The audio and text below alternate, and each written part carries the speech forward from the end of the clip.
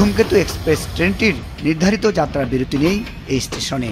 তবে আজ বেলা 11টার দিকে এই স্টেশনে পৌঁছানোর পর ট্রেনটি হঠাৎ থেমে যায়। পরে যাত্রীরা খেয়াল করে দেখেন ট্রেনের ইঞ্জিন নেই, কেবল 15টি বগি পড়ে আছে। ইঞ্জিনের সঙ্গে সংযোগ বিচ্ছিন্ন হয়ে ট্রেনের বগি রেখেই ইঞ্জিন চলে যায়। এ নিয়ে যাত্রী এবং আশেপাশে মানুষের মধ্যে কৌতূহল দেখা দেয়।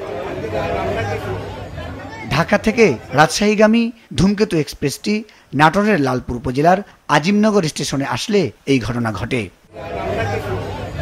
আজিমনগর স্টেশন কর্তৃপক্ষ জানায়, সকাল 10টা 57 মিনিটে ধূমকেতু এক্সপ্রেস ট্রেনটি স্টেশনে পৌঁছায়। তখনই ট্রেনের ইঞ্জিন বগি থেকে বিচ্ছিন্ন হয়ে যায় এবং শুধু ইঞ্জিন এগিয়ে যেতে থাকে। ঘটনাটি বুঝতে পেরে কর্তৃপক্ষ দ্রুত কন্ট্রোল রুম ও চালকের সঙ্গে যোগাযোগ করেন।